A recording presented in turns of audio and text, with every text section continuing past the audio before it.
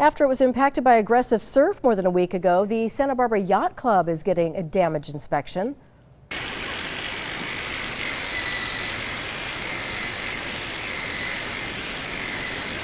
The Yacht Club structure is holding, although the protective sand berm was completely taken out by high tides and a relentless storm surge. A special team is assessing each of the pilings now. It is the same crew that inspects Stearns Wharf. The bottom of the Yacht Club was hit hard. All of the electrical, plumbing, and heating and air systems are being checked, and already some damage has been found. For now, the building has been yellow tagged, which means only those doing repairs are allowed inside. The Yacht Club Commodore says that all events are off until at least January 25th. A special ceremony in Vandenberg Village for a career public servant and military veteran. Constellation Road in Vandenberg Village was dedicated today in honor of retired Army Colonel Camille Wilde. The Wilde spent nearly 30 years in the U.S. Army and Army Reserves and had a 31-year career in local public education. He is the founding principal of Cabrillo High School. He served on the Santa Barbara County Assessment Appeals Board and the Santa Barbara County Planning Commission. The Constellation Road dedication effort was led by 4th District County Supervisor Bob Nelson. I felt that it was very special because the Supervisor Nelson was a trailblazer. He saw that none of the honoring of the public roads ever affected an ordinary citizen. And he was a trailblazer by getting that passed through the Board of Supervisors, and I thank him for his leadership. The road dedication signs in honor of retired Colonel Wilde will be posted in various locations on Constellation Road, including in front of Cabrillo High School. An update now. Your news channel partnered with Vitalant for a day of service blood drive yesterday, and viewers like you made it a huge success. Vitalant tells us that they were able to collect 135 units of blood yesterday, a major boost to their supply, which is at critically low levels. 42 units of blood were collected in San Luis Obispo, 44 in Santa Maria, and 49 in Santa Barbara. If you'd still like to help out and donate, we have a link to more information on about Vitalant on our mobile app and website. Still ahead on your news channel live at 4, the number of animals taken in by one local shelter during the recent storm. What staff is asking of the public, that's ahead next. And much nicer today, clearing out, but those winds may kick up later this week. I'll have your complete forecast in just a few minutes.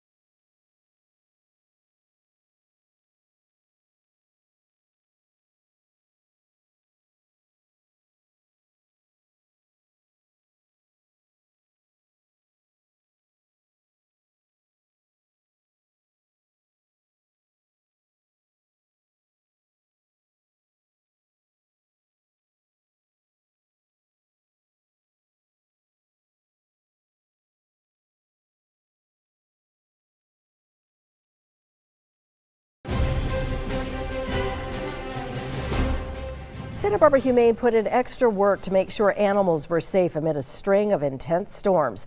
Workers made sure to prioritize the well-being of all the animals at the facility by staying extra hours.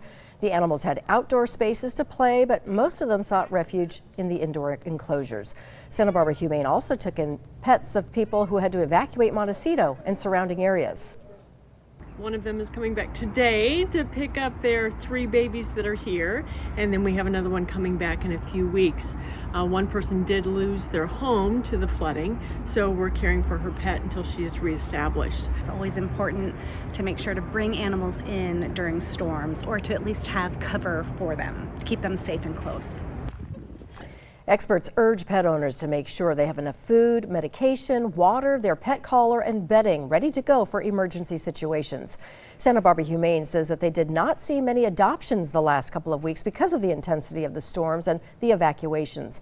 Adoptions are starting to pick up again now that the weather has calmed down. Evacuation orders remain in place, though, for parts of California after the newest storm hammered the region yesterday. Mudslides could bring danger long after the rain has stopped. The death toll has risen to at least 20 since late December. Chris Van Cleve reports from Ojai. This is just all our backyard area. We had a barbecue over there. Marjorie Cruz and her husband woke up to the roar of cascading mud slamming into their Berkeley, California home of more than 20 years. It was very terrifying when it started because it's trees and debris. Mud piling up to their roof, breaking through their home and flowing into their backyard, wiping out their patio and shed. It's pretty sobering. 23 years, we haven't seen anything. I haven't seen anything like that here where it's actually taken out a home. More than 500 landslides like this one have occurred statewide since the new year, and more than 100 slides between just Sunday and Monday alone. Fire crews in Santa Cruz captured this dramatic scene as a road collapsed, the asphalt buckling and crumbling down a hillside. The danger doesn't just stop once the rain stops. David Montgomery is a professor of geomorphology at the University of Washington. For some of the deeper, larger landslides where it takes longer time for that water to seep down to the layers that are destabilized, it can take weeks and sometimes even months for the danger to really be passed. I got it. In San Diego, rising waters remained a problem. Search and rescue teams worked to reach at least 7 people along the raging San Diego River as the rains flooded roadways and toppled trees. In the middle of the night, heard a big crash. Pretty crazy. Lucky no one got hurt. Experts say the persistent cycle of wildfires and drought here in California has actually increased the mudslide risk after the torrential rains have stopped. Cleanup is beginning. That could take weeks. Repairs could go on for months. Chris Van Cleve, Ojai, California. For the first time in nearly 4 years, Lexington Reservoir in the Santa Cruz Mountains is spilling over. Water is flowing down a spillway into Los Gatos Creek. It is a remarkable turnaround. The reservoir was only 33% full on December 1st. It is now completely full. And water levels are rising at Lake Nacimiento. The County Water Resources Agency says that the lake is now holding 328,000 acre-feet of water. That is 87% of capacity. Now, to put that into perspective, on Friday, it was listed at 76% capacity.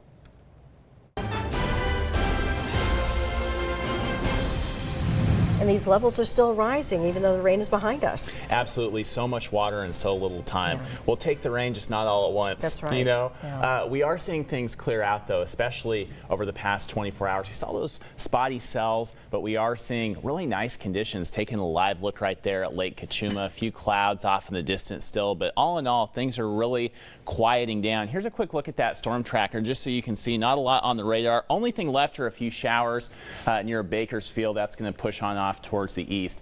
Big weather story, though, is that system that impacted us is actually going to keep marching on off towards the east. We're going to have high pressure start to build in, especially during the day tomorrow. And then we're going to have another system approach from the west. Now, this isn't going to give us a lot in the way of weather, more of a cold wind shift. We may see a few isolated showers, though, late Wednesday night into early Thursday morning. Definitely some more snow, though, in northwestern parts of California. Shouldn't be a huge weather maker for us at all outside of those few specks on your windshield, possibly. That moves on off.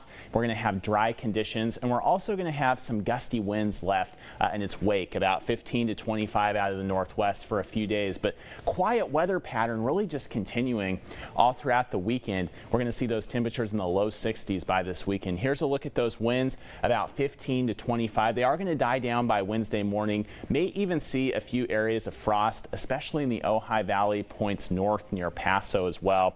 Things should be quieting down. We may see those winds kick back up, especially as we get into Thursday, as that front does pass and move on over. You can see by Thursday at 4 p.m. wind gusting 21 miles an hour in Gaviota, 17 in Lompoc, 17 in Santa Maria, 10 miles an hour in Shandon. We do still have those high surf alerts, though, in the wake of this storm until 10 p.m. tonight, Santa Barbara County, southwest and southeast coast, until 10 p.m. Wednesday for the San Luis Obispo County beaches and central coast. We also have that coastal flood advisory in effect until 10 p.m. on Wednesday for the San Luis Obispo County beaches and until 10 p.m. for the southwest Santa Barbara County coast and southeast coast. So the bottom line all goes to say, be very aware if you are going to be down by the water. Those waves are fun to watch, but those rip currents can be very dangerous.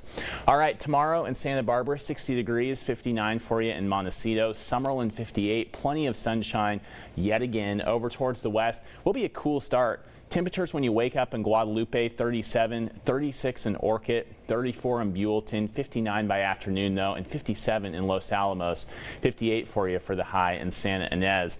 And up towards the north, it's going to be a cool start. In Paso, 34 degrees when you wake up, 55 though by afternoon, 59 in Avila Beach, 58 in Pismo Beach, Napomo also 58 degrees. Ventura County, a tad warmer compared to the folks up north, 43 when you wake up in Ventura, 60 by afternoon, 63 in El Rio, and plenty of sunshine out there. We love the sun, 64 in Ojai as well after that cool start at 33 degrees. San Luis Obispo, here's the forecast, slightly warmer tomorrow. Chance of an isolated shower Wednesday night into Thursday should not be significant at all. Friday 60, 61 for you on Saturday. Plenty of sunshine. Really just continuing throughout the first part of next week. Santa Maria slightly warmer tomorrow, Thursday 57, 61 on Saturday, and Sunday 60 degrees with that sunshine continuing. There's a look at that forecast.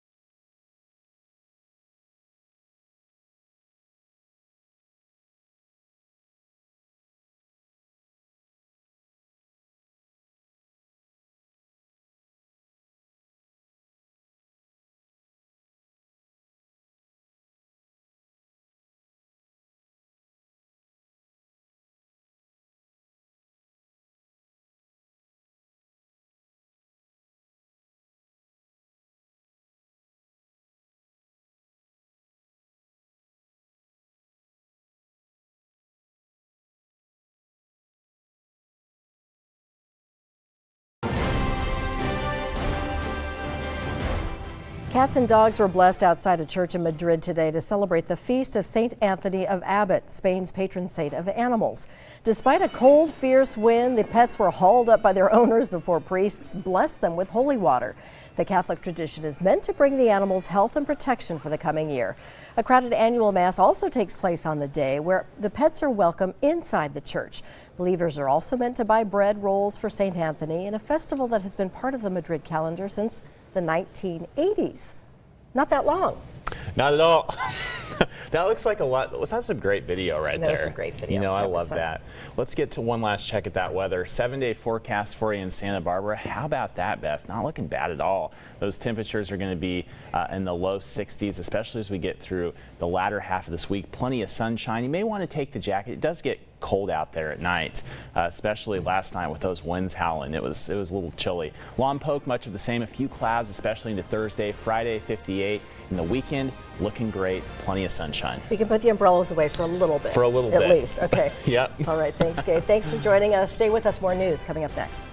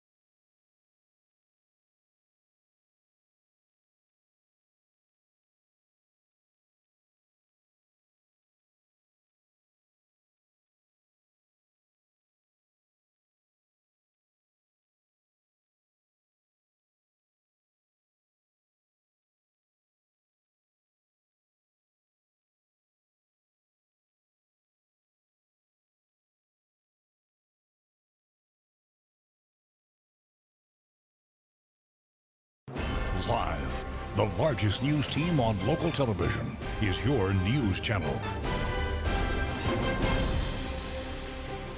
Thanks for staying with us as we continue on your news channel live at 4:30. I'm Beth Farnsworth. Here's a look at the top stories, local stories we're following today. Driving local highways, including the 101, is a little bumpier these days thanks to back-to-back storms and potholes.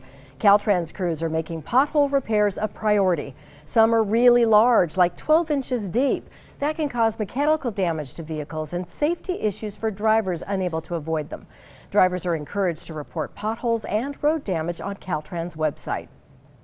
Congressman Salud Carbajal is getting a look at the storm damage up and down the coast. Today he surveyed damage in Orcutt, Santa Maria, and Guadalupe.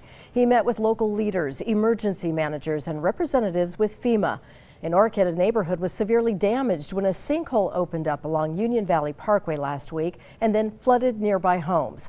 Congressman Carbajal says that he is working with all levels of government to make sure the community knows what resources are available to them.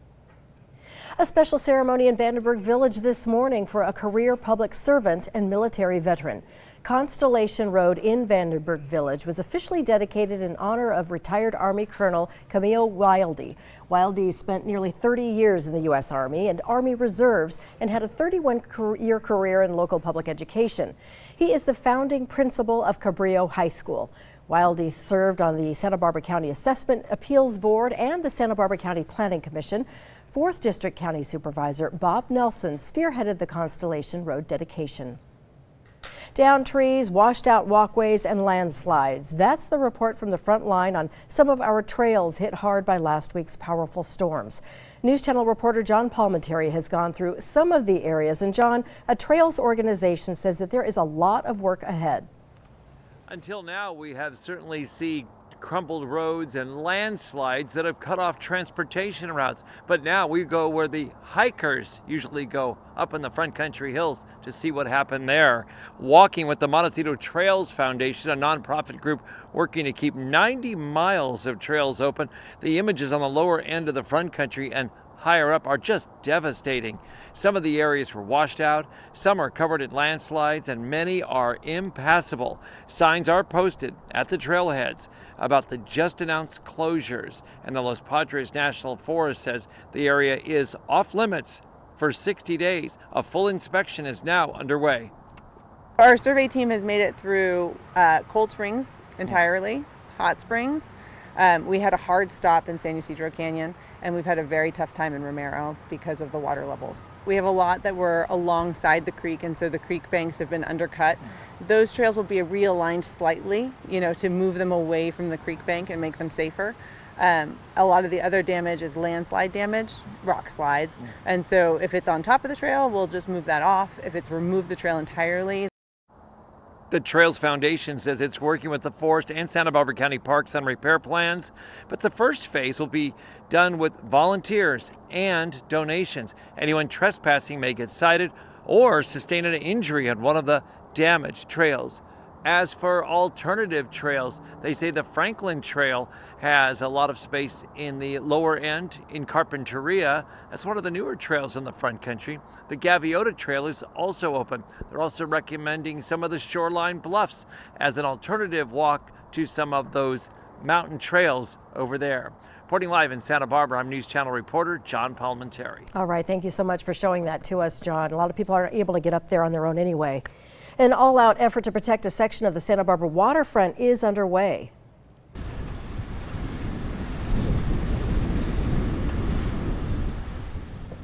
A section of the parking lot by the boatyard has been exposed after winter waves wiped out concrete, K-rail barriers, and a portion of the parking lot. Multiple truckloads of rocks are being laid out by crews using 3 excavators to create a barrier before the next big waves arrive, possibly by this weekend. Without this, waves can intrude into the parking areas, the boatyard, and threaten harbor businesses along with the Maritime Museum. While the emergency work is taking place, the Yacht Club parking lot is off limits.